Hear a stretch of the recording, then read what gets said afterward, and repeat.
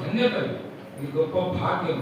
ఈ లోకంలో ఎవరు కూడా ఇలాంటి భాగ్యం లేదు. అయితే ప్రభు మనకు చేసినటువంటి కార్యాలను మనం తలపోసుకుంటూ ప్రభును మనం ఆరాధించాలి. ఇప్పుడు చాలా దినంలో ప్రభు మరణాన్ని జయించి లేచినటువంటి దినంలో దేవుడు మన జీవితంలో ఎలాంటి కార్యం చేసినాడు, అవి ఆయన ఆలయానికి వచ్చి ఆయన ఆలయంలో కూర్చొని ఆయన మాటలు విని ఆయన ఆరాధించాలి. అలాగూ ఉదయకాల సమయంలో దేవుడు తన ఆలయానికి మనను నడిపిస్తూ వచ్చినాడు. ఇప్పుడు మనం చదువుకున్నాం కదా, ఇక్కడ కీర్తనకారుడు అద్భుతంగా ప్రభువును ఆరాధన చేస్తా ఉన్నాడు. ఏమంటా ఉన్నాడంటే, కీర్తనలతో నేను ఆయన నామమును స్తుతించదని అంటా ఉన్నాడు. ఎట్లా స్తుతిస్తాడంట? కీర్తనలతో ఆయన నామమును స్తుతిస్తాను అంటా ఉన్నాడు. కీర్తనలు దావీదు దేవుని వాక్యంలో దాదాపుగా 150 కీర్తనలు ఉంటే 73 కీర్తనలు దావీదు రాశాడు. మిగతా 2 కీర్తనలకు పేరు లేదు కనుక అవి కూడా దావీదు రాశాడని కొంతమంది చెప్తూ ఉంటారు. ఏది ఏమైనా కూడా దాదాపుగా సగానికి కీర్తనలు దావీదు రాశాడు. ఆ కీర్తనలన్నీ మనం ధ్యానం చేస్తే అద్భుతంగా తన జీవితంలో తాను ఏమైనా గుర్తిరిగి ఆరాధిస్తూ వచ్చాడు. ఇప్పుడు మనం ఒక పాట పాడుకున్నాం, 2వ పాట, రుచి చూచి ఎరిగితిని యెహోవా ఉత్తముడు. నీ జీవితంలో రుచి చూసినావా? యెహోవా ఉత్తముడని నువ్వు గ్రహించినావా? ఒకవేళ నువ్వు రుచి చూసి ఉంటే, యెహోవా ఉత్తముడని నీ జీవితంలో గ్రహించి ఉంటే తప్పకుండా నువ్వు ఏం చేస్తావు? దేవునికి స్తుతులు అర్పిస్తావు. ఎక్కడ? ఆయన ఆలయంలో, ఆయన మందిరంలో, ఆయన బిడ్డల మధ్య దేవుని ఆరాధించాలి. మనం చూస్తే కృతజ్ఞతాస్తుతులతో నేను ఆయనను ఘనపరచను. ప్రభువును మనం ఘనపరిచే వారంగా ఉండాలి. ఎట్లా ఉంటే ఫిలిప్పీయులకు రాసిన పత్రిక 4:4 అంటాడు, ఎల్లప్పుడూ మీరు ఆనందించుడి, ప్రభువునందు ఆనందించుడి. కనుక ప్రభువునందు మనం ఆనందించే వారంగాను ఆయనకు కృతజ్ఞతాస్తుతులు మనం చెల్లించే వారంగా ఉండాలి. ఇది ఎప్పుడు అంటే ఎల్లప్పుడూ. అందుకే దావీదు అంటాడు, నేను ఎల్లప్పుడూ యెహోవాను సన్నుతించాను. ఎల్లప్పుడూ కూడా యెహోవాను సన్నుతిస్తాను. రాసు కదా చాలా బిజీగా ఉంటాడు, ఎన్నో రాజకార్యాలు ఉంటాయి. కానీ దావీదు అంటాడు, నేను ఎల్లప్పుడూ కూడా ప్రభువును స్తుతిస్తాను, ప్రభువును ఆరాధిస్తాను. ఇది మన జీవితంలో మనం అభ్యాసం చేసుకోవాలి. ఎల్లప్పుడూ కూడా ప్రతి విషయంలో ప్రభువుకు మనము కృతజ్ఞతాస్తుతులు మనము చెల్లించే వారంగా ఉండాలి. ఎందుకు నేను కీర్తనలతో ఆయన నామమును స్తుతిస్తాను, ఎందుకు కృతజ్ఞతాస్తుతులతో నేను ఆయన కనపరుస్తానంటే, ఎత్తు కంటెను కొమ్ములు గల రెక్కలు గల కోడె కంటను అది యెహోవాకు ఏమంట చాలా ఇష్టం అంట. దేవుడు మనకు అన్ని కలుగజేసినాడు కదా, మనకు ఆరోగ్యం ఇచ్చినాడు, మన క్షేమం ఇచ్చినాడు, మన చుట్టూ, మన బిడ్డల చుట్టూ, మన ఇంటి చుట్టూ కంచె వేసాడు. మన బిడ్డలు ఎక్కడ ఏ ప్రాంతంలో ఉన్నా కూడా వారి చుట్టూ దేవుడు కంచె వేసి వారిని కాపాడుతా ఉన్నాడు. అయితే నీ నుండి నా నుండి ప్రభు ఏం కోరుతా ఉన్నాడంటే ఆరాధన కోరుతా ఉన్నాడు. ఈ రోజైనా నా బిడ్డలను ఆరాధన చేస్తాడు. నా బిడ్డ కొరకు నేను అన్ని ఇచ్చిన, అన్ని చేసినాను. నా బిడ్డ ఖాళీగా వచ్చి మందిరానికి వెళ్ళిపోయి కొన్ని చోట్ల పరిచయం సవాళ్ళు నేను చూస్తూ ఉంటాను. చాలా మంది చాలా సంవత్సరాల నుంచి మందిరానికి వస్తారు, కానీ వాళ్ళు ప్రభువుని ఆరాధించలేకపోతా ఉన్నారు. ఎట్లా వస్తూ ఉన్నారో వాళ్ళు అట్నే వెళ్ళిపోతా ఉన్నారు. మనం అలా ఉండకూడదు. ప్రభువును మనం ఆరాధించాలి. ప్రభువును నోరు తెరిచి మనము స్తుతించాలి. ప్రభువును మనం హృదయపూర్వకంగా ప్రభువును మనం ఆరాధన చేయాలి. కనుక ఆరాధన దేవునికి చెప్పండి చాలా ప్రీతికరమైనది. కీర్తనకారుడు అంటాడు, ప్రభువా నీకు అది చాలా ప్రీతికరము, అందుకే నేను ఏం చేస్తానా, కీర్తనలతో నేను స్తుతిస్తా ఉన్నాను, కృతజ్ఞతాస్తుతులతో నేను నిన్ను ఘనపరుస్తాను. ఎందుకంటే ఉదయకాల సమయంలో సహోదరులారా చేరొచ్చిన మనం అందరూ కూడా ప్రభువును స్తుతించాలి, ప్రభువును ఆరాధించాలి. ఇది ప్రభు యొక్క ఉద్దేశం. సరే, ఇప్పుడు ప్రభువును మనం ఎందుకు స్తుతించాలా? దేవుడు మన జీవితంలో ఎలాంటి కార్యం చేసినాడు? ఆ కార్యాలు మన జీవితంలో మనం అనుభవించినామా, మనం రుచించినామా, ఆయన ప్రేమ మనం ఎరిగినామా, ఆయన ప్రేమ మనలో ఉందా? ఈ మాటలు కొంతసేపు దేవుని వాక్యం ధ్యానం చేసుకొని మనము ఆరాధనలో ప్రవేశిస్తాం. పురాణి యోహాను సువార్త 11వ అధ్యాయంలో ఇక్కడ ఒక వ్యక్తి ఉన్నాడు, లాజరు అనే వ్యక్తి. యేసు ప్రభు భూమి మీద సంచరించే దినాల్లో ఎన్నో గొప్ప కార్యాలు చేసినాడు, అన్కౌంటబుల్.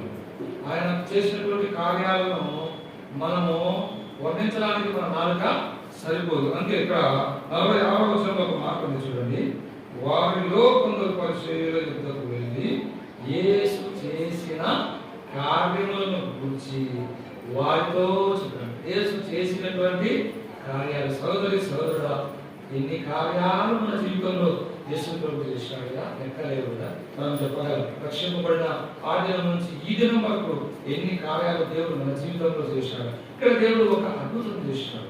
ఈ అద్భుతం ఎలాంటిదంటే ఈ ప్రపంచంలో ఎక్కడ జరిగినటువంటి అద్భుతం, ఎవ్వరూ చేయలేనటువంటి అద్భుతం యేసు ప్రభు ఒక్కడే చేయగలిగినాడు. అది లాజరు జీవితంలో మనం చూడవచ్చు. ఈ లాజరు మరి ఆ మాట సహోదరుడు ఈ యొక్క లాజరు. దేవుని వాక్యంలో మనం బాగా గమనిస్తే బైబిల్లో ఇద్దరు లాజర్లు ఉన్నారు. దేవుని వాక్యంలో బైబిల్లో ఇద్దరు లాజర్లు మనకు కనబడతారు. మొట్టమొదటి లాజరు అంటే ధనవంతుడు లాజరు, అక్కడ లాజరు గురించి రాయబడింది. రెండో లాజరు ఇక్కడ చనిపోయి బ్రతికినటువంటి లాజరు. ఇద్దరు లాజర్లు దేవుని వాక్యంలో మనకు కనబడతారు. సరే, ఇప్పుడు లాజరు అంటే ఏంటి అర్థం అంటే దైవ సహాయము అని అర్థం. లాజరు అంటే ఏంటంటే దైవ సహాయము అని అర్థం. ఇక్కడ యేసు ప్రభు లాజరు దగ్గరికి వచ్చినాడు, ఒక పని చేసినాడు. ఏం పని చేసినాడు? చదవండి. యోహాను సువార్త 11వ అధ్యాయము 43వ వచనం. పరిసయ్యుల యొద్దకు వెళ్ళి యేసు చేసిన కార్యములను 43 43 ఆయన అలాగ చెప్పి లాజరు బయటికి రమ్మని బిగ్గరగా చెప్పగా, అక్కడ యేసు ఏం చేశాడు చెప్పండి?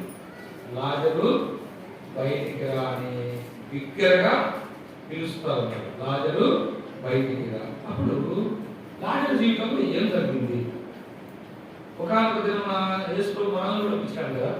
ఏదో పాప కుప్పంలో నరకానికి వెళ్తున్న మనల్ని కూడా యేసు ప్రభు పిలిచాడు. ఎట్లా పిలిచినాడు? పేరు పెట్టి పిలిచినాడు. దేవుని వాక్యంలో అబ్రాహాము పేరు పెట్టి పిలిచినాడు, ఆదామును పేరు పెట్టి పిలిచినాడు, నిన్ను కూడా పేరు పెట్టి పిలిచినాడు కదా. ఆ పిలుపు అందుకొని మన ప్రభు సన్నిధికి వచ్చినాడు.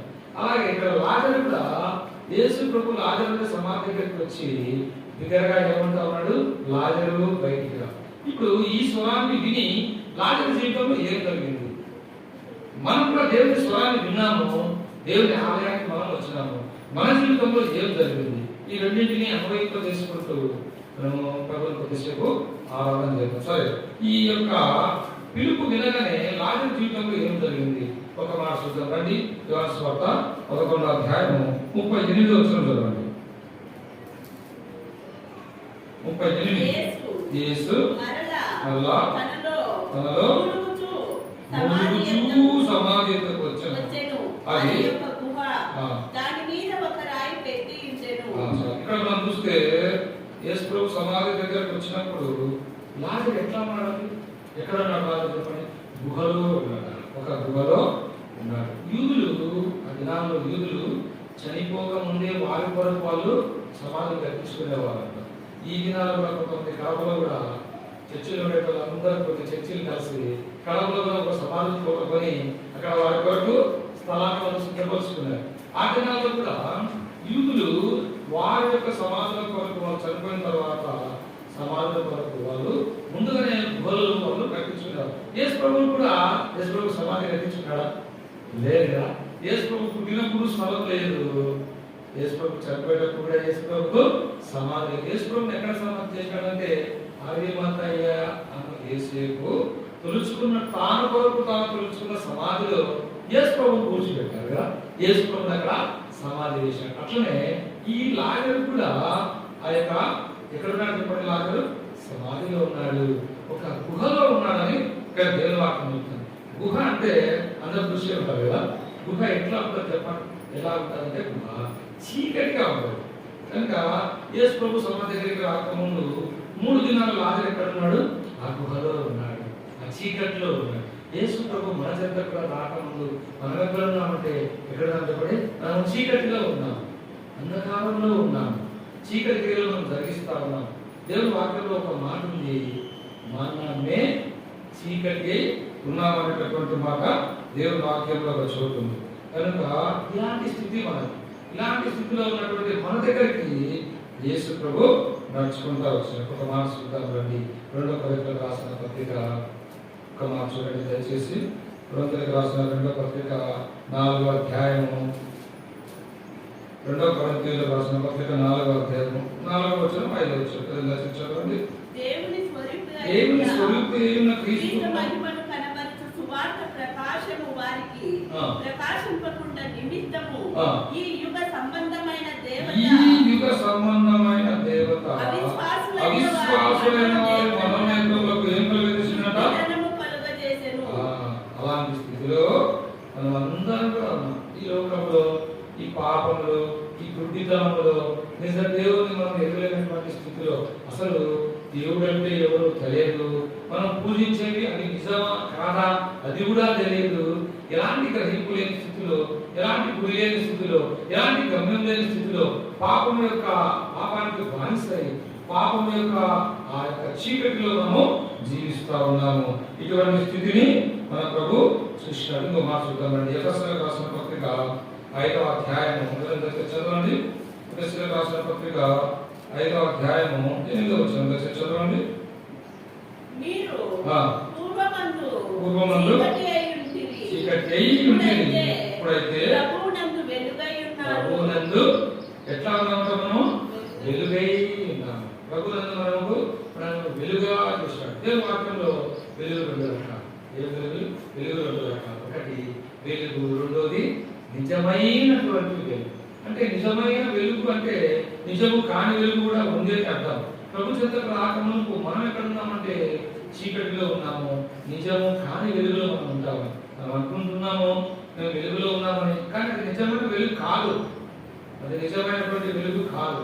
అలాగే లాజరు జీవితంలో లాజరు కూడా చనిపోయి 3 రోజులు గుహలో ఆ చీకటిలో ఉన్నటువంటి వ్యక్తిని దేవుడు బయటికి ఎట్లా పిలిచినాడో మనల్ని కూడా చీకటిలో అంధకారంలో ఈ యెహోవా దేవత మన మనోనేత్రాలకు విడుదల కలిగించినటువంటి స్థితిలో మనం ఉన్నప్పుడు ప్రభు మనల్ని పిలిచినాడు. ఎక్కడికి పిలిచినాడు చెప్పండి? ఎక్కడికి పిలిచినాడు? 1 పేతురు 2:9 చదవండి. దయచేసి ఫస్ట్ పీటర్ చాప్టర్ 2:9. 1 పేతురు 2:9. అయితే మీరు చీకటిలో నుండి ఆశ్చర్యకరమైన తన వెలుగులో మిమ్మల్ని పిలిచిన వారిని గుణాతిశయమును ప్రసరించే నిమిత్తము ఏర్పరచబడిన వంశమును, రాజులైన యాజక సమూహమును, పరిశుద్ధ జనమును, దేవుని సొత్తైన ఎక్కడికి పిలిచాడు? ఆయన చీకటిలో నుండి మనల్ని ఎక్కడికి పిలిచాడు చెప్పండి? వెలుగు లేదు, ఆశ్చర్యకరమైన. ఇది చాలా ఆశ్చర్యకరమైనటువంటి వెలుగు. ఇట్లా వెలుగు ఉంటుందని మనకి ఎప్పుడు తెలియదు. రాకముందు ఇలాంటి వెలుగు కూడా ఉంటుందా? ఇలాంటి సంతోషం కూడా ఉంటుందా? ఇలాంటి ఆనందం కూడా ఉంటుందా? ఇలాంటి నిత్య జీవం కూడా ఉంటుందా? ఏం సంతోషం చెప్పాలా? సత్యము మహిమాయుక్తము అయినటువంటి సంతోషం. అలాంటి వెలుగులోకి ప్రభు నిన్ను నన్ను నడిపించినాడు. కనుక ఉదయకాల సమయంలో మనం హృదయపూర్వకంగా ప్రభుని ఆరాధించాలి. ప్రభా లాజరు వలె నేను కూడా ప్రభా చచ్చిపోయి 3 రోజులు లాజరు ఏ విధంగా గుహలో ఆ చీకటిలో జీవిస్తూ ఉన్నాడు. నేను కూడా తండ్రి, నేను కూడా ఆ విధమైనటువంటి చీకటిలో, అంధకారంలో, వెలుగు లేనటువంటి స్థితిలో నేను జీవిస్తూ ఉంటుంది. నిజమైనటువంటి వెలుగుగా ఈ లోకానికి వచ్చాను. ఒక మాట లూకాసు వార్త 1:49 ఒక మాట ఉంది. చీకటిలో కూర్చున్నటువంటి వారికి వెలిగించుటకై అరుణోదయ నక్షత్రం వలె యేసు ప్రభు భూమి మీద అరుదించాడు. నా కొరకు అరుణోదయ నక్షత్రం వలె భూమి మీద జన్మించిన దేవా నీ పాదములకు వందనాలని ప్రభువును ఇష్టపూర్వకంగా హృదయపూర్వకంగా ప్రభువును ఆరాధించాలి. ఇది లాజరు జీవితంలో జరిగిన మొదటి అద్భుతం. అలాగే మన జీవితంలో కూడా దేవుడు ఇలాంటి అద్భుతం చేశాడు. రండి రెండవది లాజరు జీవితంలో ఏం జరిగిందో చూద్దాం. యోహాను సువార్త 11వ అధ్యాయము 38-39. యేసు మరలా తనలో మూలుగుచు సమాధి ఎద్దకు వచ్చెను. అది ఒక గుహ, దాని మీద ఒక రాయి పెట్టి ఉండెను.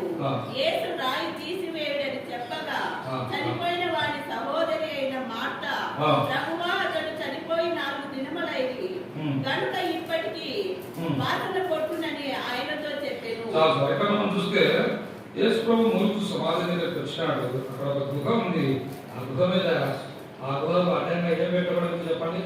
ఒక రాయి పెట్టబడి ఉంది. ఇప్పుడు చెప్పండి, యేసు ప్రభు సమాధి బయట ఉన్నాడు. యేసు ప్రభుకు లాజరు కనపడతారా? కనబడాడు. ఎందుకు కనబడాడంటే ఆ రాయి అడ్డంగా ఉంది కనుక యేసు ప్రభు ఏం చెప్తా ఉన్నాడు? ఆ రాయిని దొర్లించండి. యేసు ప్రభు చెప్తారు. వాళ్ళు ఏం చేశారు? రాయి దొర్లించి వేయబడింది. ఇప్పుడు యేసు ప్రభుకు లాజరు కనపడతా ఉన్నాడు. లాజరు కూడా ఎవరు కనపడతా ఉన్నారు? యేసు ప్రభు కనపడతా ఉన్నారు. ఇది ఒక అద్భుతం. మన జీవితంలో కూడా ప్రభువును చూడలేకపోతా ఉన్నాము. దేవునికి మనకు అర్థంగా ఏమున్నాయంట? మన పాపాలు ఉన్నాయండి, మన దోషాలు ఉన్నాయి. దేవుని మనం చూడలేక మన పాపాలు మన దోషాలు మనకు దేవునికి అడ్డుబండగా నిలిచాయి. అంతేకాదు, దేవునికి మానవునికి మధ్య ఒక పెద్ద అగాధం ఉందన్న. ఎందుకు అంటే మనం అందరం కూడా పాపం చేసినటువంటి వారమే. పాపాన్ని బట్టి మనం అందరం కూడా దేవుని ఉగ్రతకు పాత్రులం. కనుక దేవునికి మనకు అడ్డము గోడ ఉంది. దేవునికి మనకు అడ్డంగా ఒక పెద్ద అగాధం ఉంది. ఆ అగాధాన్ని పూడ్చివేయడానికి యేసుప్రభు ఈ లోకానికి వచ్చినాడు. ఆ యొక్క అగాధాన్ని మన నుంచి తీసివేయడానికి యేసుప్రభు ఈ లోకానికి వచ్చినాడు. నీకు దేవునికి మధ్యలో ఉన్నటువంటి ఆ మధ్యపు గోడను తొలగించి వేసినాడు. దేవునితో మనల్ని ఏం చేసినాడు? సమాధానపరిచినాడు. దేవునితో మనల్ని ఐక్యపరిచినాడు. సోదరి సోదరుడా, దేవునితో సమాధానం పొందావా? దేవునితో ఐక్యపరచబడినావా?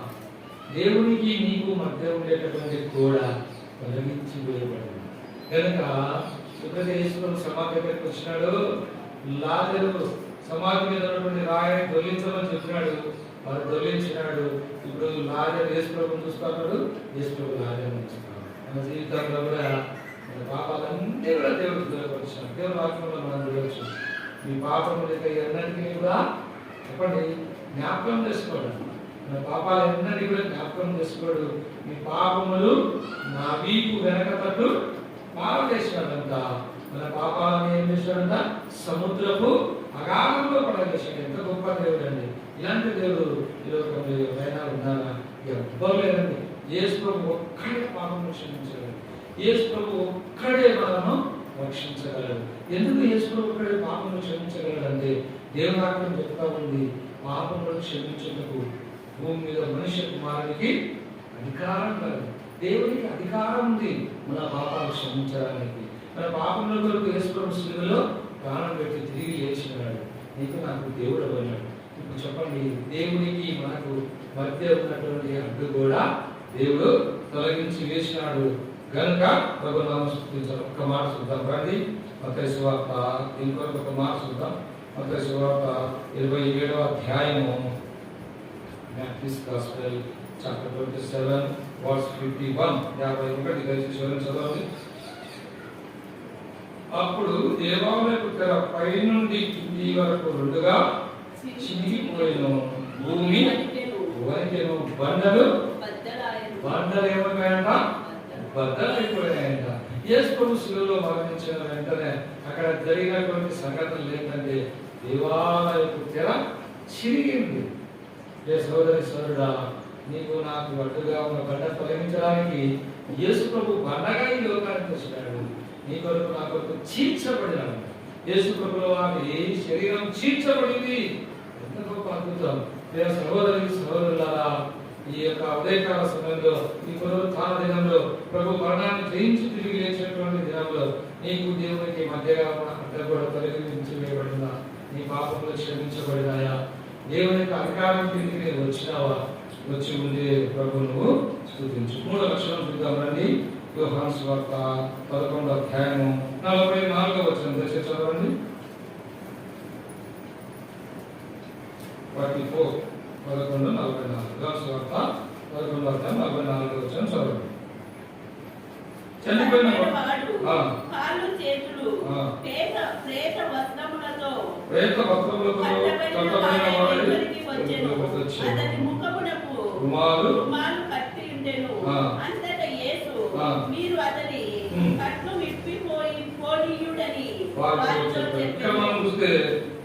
చనిపోయిన వాడు కాళ్ళు చేతులు ప్రేత వస్త్రంతో కట్టబడిన వాడై వెలుపలికి చచ్చిపోయిన లేకుండా వెలుపలికి వస్తారా? చచ్చిపోయిన లేకుండా పడుతూనే ఉంటారు. అయితే లాజరులకు ఏమొచ్చింది చెప్పండి? జీవం వచ్చిందండి. లాజరుకి జీవం వచ్చింది. యేసు ప్రభు లాజరు బయటిగా అని కేక వేయగానే వెంటనే ఏమొచ్చింది? లాజరుకి జీవం వచ్చింది. చచ్చిన లాజరును యేసు ప్రభు ఏం చేసినాడు? బ్రతికించినాడు. మనం కూడా పాపముల చేతను అపరాధముల చేతను మనం ఎట్లా ఉన్నామంట? చచ్చినటువంటి వారమై ఉంటుంది.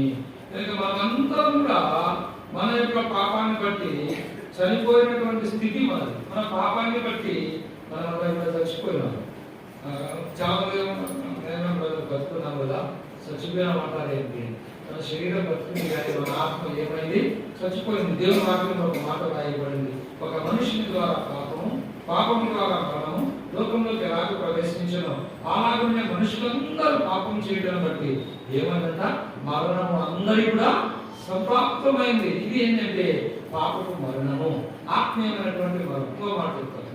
దేవుడు అవ్వను ఆదామును సృష్టించిన తర్వాత ఒక మాట చెప్పినాడు, ఏమన్నాడు, ఇవన్నీ కూడా మీరు తినండి, వీటినన్నింటిలో మీరు ఏలండి, అయితే ఈ చెట్ల మధ్యలో ఉన్నటువంటి ఈ మంచి చెడులను తెలియజేసే ఈ వృక్ష ఫలాలను మీరు తినవద్దు, ఒకవేళ మీరు తింటే ఆ దినమున నిశ్చయముగా మీరు చచ్చేది. సరే, ఆదాము ఆ పండు తిన్నారు, వాళ్ళు చచ్చిపోయినారా? చచ్చిపోయినట్లుందా బైబిల్?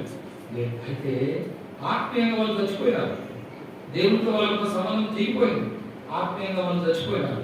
మనం కూడా దేవుని మార్గంలో మెరుగులను బట్టి, దేవుడికి లోబడక ఉండటం బట్టి మనం అందరం కూడా చచ్చిపోయినటువంటి వాళ్ళమే. అందుకే దేవుని వాక్యంలో ఎఫెసీయులకు రాసిన పత్రిక, పాపముల చేతను అపరాధముల చేతను మనము చచ్చినటువంటి వాళ్ళం. ఇది మన స్థితి. అయితే యేసు ప్రభువు ఏం చేశాడో చదవండి, యోహాను సువార్త 10వ అధ్యాయం 10వ వచనం.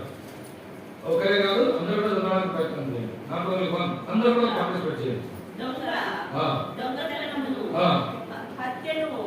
నాశనమును చేయుటకు వచ్చును గాని మరి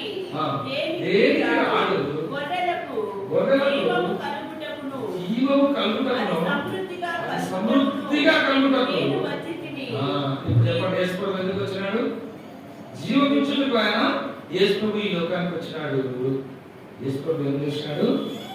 నీ మరణము ఆయన తీసుకున్నాడు, ఆయన జీవాన్ని నాకు ఇచ్చాడు. పాపాసన కదా, నీ మరణమే నా జీవమాయ, నీ ప్రేమ గొప్పది ఎందుకో ప్రభువా. అంత మంచి మాట అండి.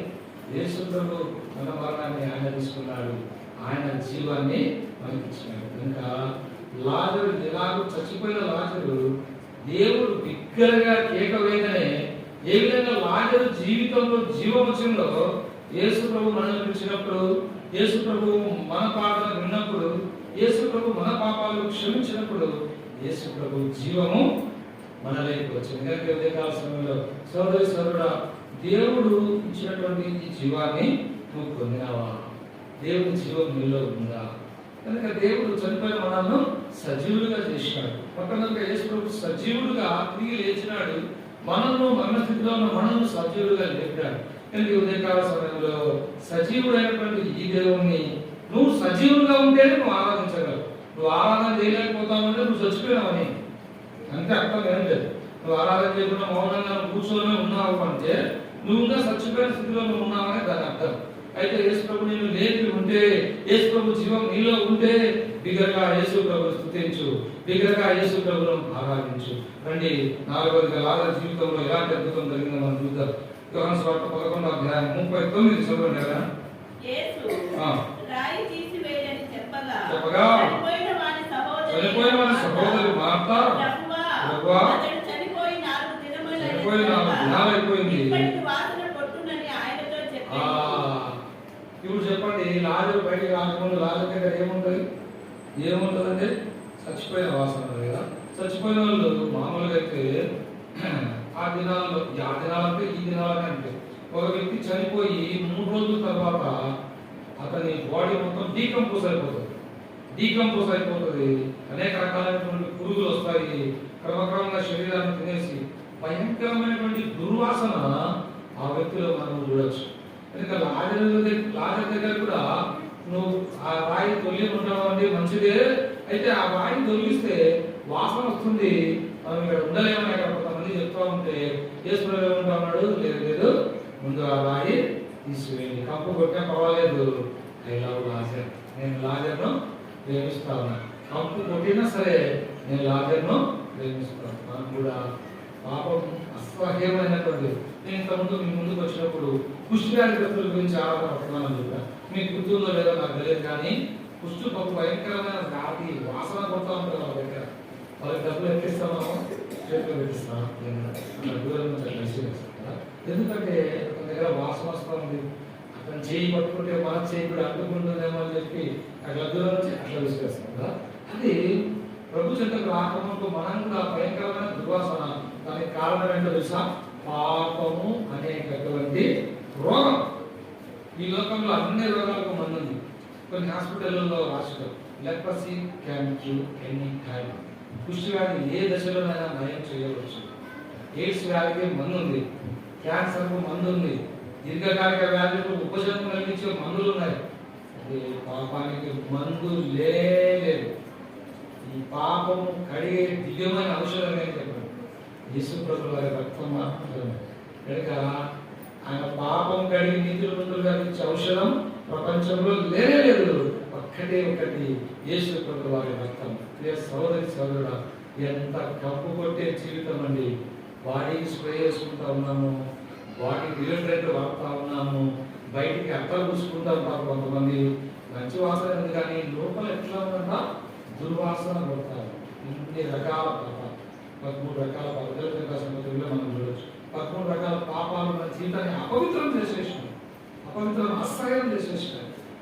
మనం మంచిగా ఉన్నాం అనుకుంటా ఉన్నాము, మా దగ్గర మంచి వాసన వస్తామని ఉదయం నేను మైసూర్ శాండిల్తో సోప్తో స్నానం చేసినాను, పియర్స్తో స్నానం చేసినాను అని నువ్వు అనుకుంటా ఉన్నావు. కానీ నీ లోపల భయంకరమైన దుర్వాసన కంపు కొడతా ఉంది. వాసన దగ్గర వాసన వచ్చే వాళ్ళ దగ్గరికి ఎవరు కంపు కొట్టే వాళ్ళ దగ్గరికి ఎవరు రాడు. అదేవిధంగా మన దగ్గర కూడా ఎవరు రారు. అయితే ప్రభు ఏం చేసినాడు మనలో చెప్పండి. చదవండి. ఎఫెసీయులకు రాసిన పత్రిక 5వ అధ్యాయం 2వ వచనం త్వరగా. ఎఫెసీయులకు రాసిన పత్రిక 5వ అధ్యాయం 2వ వచనం త్వరగా.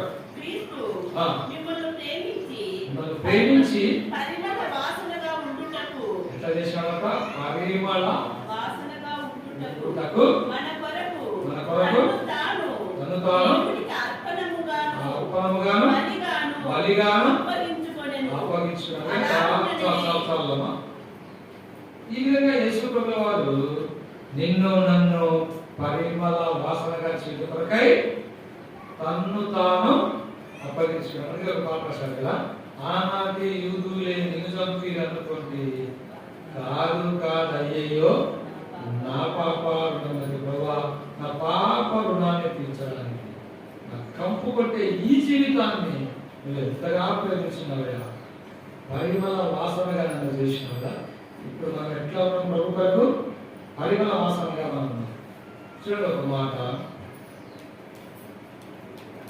ఆ మరియా యేసు ప్రభువును ఎట్లా ఆరాధన చేసింది చెప్పండి. అత్తరు పుట్టి పగలగొట్టి ప్రభువును ఆరాధన చేసింది. ఆ ఇంట్లో నుంచి ఏమొస్తుంది చెప్పండి? ఏమొస్తుంది? మంచి శ్వాస వస్తుంది. ఆ రోడ్డు మీద పోయి వాళ్ళు అనుకుంటా ఉన్నారు, అరే మేము ప్రతిరోజు ఈ రోడ్డు మీద వస్తున్నాము, ఇంత మంచి వాసన ఎప్పుడు రాలేదే, ఎందుకు ఆ ఇంట్లో ఈ రోజు ఇంత మంచి వాసన వస్తుంది, ఎందుకు ఈ ఆదివారం రోజు మాత్రమే ఆ ఇంట్లో అంత మంచి వాసన వస్తుంది అంటే ఎదురు చెప్పండి, ఆ ఇంట్లో యేసు ప్రభు ఉన్నాడండి. ఆ ఇంట్లో యేసు ప్రభుకి ఏం జరుగుతుంది?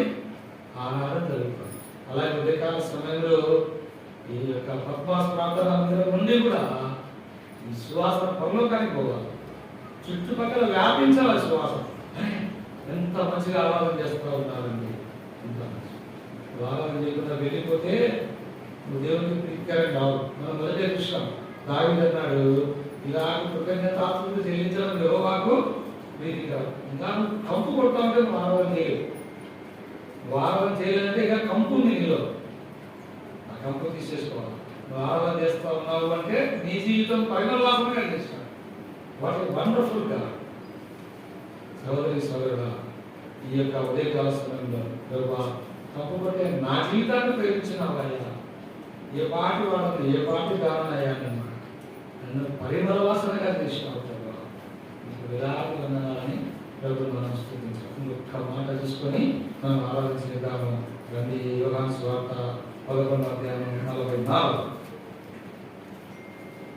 చనిపోయిన వాడు కాళ్ళు చేతులు ప్రేత వస్త్రములతో కట్టబడిన వాడై వెలుపలికి వచ్చెను. అతని ముఖమునకు రుమాలు కట్టి ఉండెను. అంతటా యేసు కట్లు విప్పి పోనీయుడని వారితో చెప్పెను. చాలు. ఇప్పుడు చెప్పండి, విప్పమని చేసుకోడు. లాజరు పేట వస్త్రంతో చుట్టబడినవాడు అట్టే వచ్చాడు అన్నమాట. అట్టే వచ్చి యేసు దగ్గర నిలబడితే యేసుకి అది ఇష్టం కాదు. యేసుకి ఏమి ఇష్టం అంటే నీ కట్లన్నీ దిగిపోవాలి, నువ్వు ఎట్లా లిబరల్ స్వతంత్రుడిగా ఉండాలి, ఇండిపెండెన్స్ స్వతంత్రుడిగా ఉండాలన్నది యేసుకి ఇష్టం. అందుకే ఏమన్నాడు, ముందు కట్లు విప్పి వీని పోనీంది అంటూ అన్నాడు. కనుక మన జీవితంలో ఎన్ని పాపపు కట్లు కట్టినారంటే దేవుని వాక్యంలో కట్ల గురించి ఉంది. మన సొలం త్వరగా సాతాను కట్లు, పాపపు కట్లు. కీర్తన గ్రంథంలో మనం మామాట చూడొచ్చు, యెషయా గ్రంథంలో కూడా మనం మామాట చూడొచ్చు. పాపపు కట్ల చేత మనము బంధింపబడి ఉన్నాం, పాపం చేత మనం బంధింపబడి ఉన్నాం. మనల్ని విడిపించడానికి యేసు ప్రభు గెత్సేమనే తోటలో బంధింపబడినాడు కదా. యేసు ప్రభు గెత్సేమనే తోటలో అర్ధరాత్రి సమయంలో ఆ గెత్సేమనే తోటలో బంధింపబడి చూడండి. యాజ్ పర్ గవర్నమెంట్ రూల్స్ ప్రకారం ఆ దినాల్లో ఆ ప్రభుత్వం యొక్క రూల్స్ ప్రకారము ఒక వ్యక్తిని అర్ధరాత్రి సమయంలో అరెస్ట్ చేయకూడదు. సూర్య అస్తమయ సమయంలో సూర్యోదయం మొదలు సూర్యాస్తమయం వరకు చేయొచ్చు, కానీ సూర్యాస్తమయం అయిన తర్వాత ఏ వ్యక్తిని కూడా అరెస్ట్ చేయకూడదు. అయితే యేసు ప్రభు అన్యాయం తీర్పు పొందినాడండి. అర్ధరాత్రి యేసు ప్రభును ఒక దొంగను వచ్చినట్లుగా యేసు ప్రభు వచ్చినాడు. యేసు ప్రభును బంధించి 6 న్యాయస్థానాలకు యేసు ప్రభును తీసుకున్నాడు. 6 కోర్స్, 6 కోట్లు ఒక్క రాత్రి 6 న్యాయస్థానాలకు యేసు ప్రభును దిగితే ఈ లోక న్యాయాధిపతులు యేసు ప్రభులో ఎలాంటి నేరం వాళ్ళు చూడలేకపోయినారు, యేసు ప్రభు ఎలాంటి శిక్ష వాళ్ళు విధించలేకపోయినారు. అయితే జన సమూహం అంతా కూడా వీరిని సిలువ వేయుడి. సోదరి సోదరుడా, యేసు ప్రభు ఎన్ని బాధలు నీ కొరకు నాకు అనుకుంటున్నాడు. నీ కట్లు విడిపించబడుటకై యేసు ప్రభు బంధింపబడ్డాడు, మౌనం వహించినాడు, నోరు తెచ్చి ఒక మాట కూడా మాట్లాడలేదు. ఆ గొర్రె ఏ విధంగా కసారంగా మౌనంగా ఉంటుందో అంత మౌనంగా యేసు ప్రభు ఉన్నాడు. వాటి వండర్ఫుల్గా ఎప్పుడైనా ఈ ప్రపంచంలో ఎవ్వరు కూడా ఇలాంటి సాక్రిఫై ఎవ్వరు కూడా చేయలేదు. ఇష్టపూర్వకంగా యేసు ప్రభు చేసినాడు, ఇష్టపూర్వకంగా నీ కొరకు నా కొరకు చేసినాడు, ఇష్టపూర్వకంగా యేసు ప్రభు నీ కొరకు నా కొరకు చేసినాడు. మనం ఇప్పుడు 5 అంశాలు. మొట్టమొదటి అంశము, ఈ యొక్క లాజరు చీకట్లో గుహలో ఉన్నాడు. యేసు ప్రభు స్వరం విధంగానే చీకటిలో నుంచి ఎక్కడికి వచ్చాడు, వెలుగులోకి వచ్చినాడు. అలాగే మనం కూడా పాపమైనటువంటి చీకటిలో పాపాంధకారంలో గుడ్డివాణి వల్ల పడులాడుతున్న మనల్ని అరుణోదయ నక్షత్రంలో యేసు ప్రభు లోకానికి వచ్చినాడు. నిజమైన వెలుగులోకి మనల్ని నడిపించినాడు. రెండోదిగా మనం చూసుకోవచ్చున్నాము, లాజరు దేవునికి అడ్డంగా ఒక పెద్ద రాయి పూర్వించబడి ఉంది. ఆ రాయి తీసివేశాడు యేసు ప్రభు. యేసు ప్రభుకు మనకు ఒక అడ్డు కూడా ఏంటి అదంటే పాపము. తండ్రికి మనం సమాధానం కోల్పోయినాము, దానికి కారణం పాపమే. ఆ యొక్క పాపం అనేటటువంటి అడ్డుగోడను యేసు ప్రభు తీసేసి తండ్రితో మనల్ని ఏకం చేసినాడు. ఆయన మరణ సమయంలో ఆయన మరణించినప్పుడు దేవాలయం 2గా చిరిగిపోయింది. దేవునికి మనకు అడ్డుగోడ. డైరెక్ట్ గా మనం దేవుని డైరెక్ట్ గా మనం ఆరాధన చేయొచ్చు, డైరెక్ట్ గా మనం దేవుడి దగ్గర ప్రార్థన చేయొచ్చు. దగ్గర చేసి మూడోది మనం చూసుకోవచ్చున్నాము, చచ్చిపోయిన లాజరుని ఏం చేశాడు, జీవం వచ్చింది. లాజరునికి జీవం వచ్చింది. మనం కూడా మృతతుల్యమైనటువంటి మన జీవితాలు, మన ఆత్మ చనిపోయింది పాపంలో. అలాంటి ఆత్మను బతికించడానికి పరమాత్ముడైనటువంటి దేవుడే నరావతారంగా లోకానికి వచ్చి తండ్రికి తన ఆత్మను అప్పగించి సమాప్తమైన శిలువలో కేకేసినాడు. నీ కొరకు సహోదరుడా సహోదరి. నాలుగోగా మనం చూసుకోవచ్చున్నాము, ఆయన మనను ఎట్లా చేసినాడంట, ఈ పరిమళ వాసనగా చేశాడు. కప్పు కొట్టే మన జీవితాన్ని పరిమళ వాసన. లాజరు చచ్చిపోయి 3 రోజులు కప్పు కొడుతూ ఉన్నాడు, మనం చచ్చిపోయి 5 రోజులు అయింది. లాజరు కంటే ఎక్కువ వాసన మన దగ్గర వస్తూ ఉంది. అయినా కూడా యేసు ప్రభు ఇష్టపడ్డాడు, అయినా కూడా యేసు ప్రభు మనను పరిమళ వాసనగా చేయడానికి తన్ను తాను అప్పగించుకున్నాడు. గ్రేట్ ద వరల్డ్, ప్రపంచంలోనే ఇది అద్భుతం. ఐదవదిగా పాపపు కట్లు, శాపాల యొక్క కట్ట చేత బంధించబడిన మనకట్లను విడిపించుటకు అర్ధరాత్రి సమయంలో యేసు ప్రభు బంధించబడినాడు, అన్యాయపు తీర్పు పొందినాడు. శిలువలో మరణించి తిరిగి 5 అనుభవాలు లాజరు జీవితంలో మనం చూసుకోవచ్చు. నీ జీవితంలో కూడా ఈ 5 అనుభవాలు ఖచ్చితంగా దేవుడు చేసి ఉంటాడు. కనుక హృదయపూర్వకమైన ప్రభుత్వం మనం ఆరాధన చేయాలి. ఆరాధన అంటే నీ ఇష్టం వచ్చినట్టు ఆరాధన చేయకూడదు. ఆరాధన అంటే దేవుడు ఈరోజు ఏం మాట్లాడినాడు, దేవుడు ఈరోజు ఏ వాక్యం ద్వారా నాతో మాట్లాడినాడు, ఏ మాట దేవుడు నాకు నేర్పించినాడు అది మనం గ్రహించిన వారమై వాక్య వెలుగులో ప్రభువును మనం ఆరాధన చేయాలి. ప్రభు కృపను బట్టి ఇక్కడ ఉన్న వాళ్ళందరూ కూడా ఆరాధన చేయడానికి ప్రయత్నం చేయండి. ఆరాధన సమయంలో ఎవరు బయటకు వెళ్ళవద్దు. ఇంకొన్ని తలంపులతో ప్రభువును ఆరాధించడానికి ప్రభు మనకు సహాయం చేయాలి.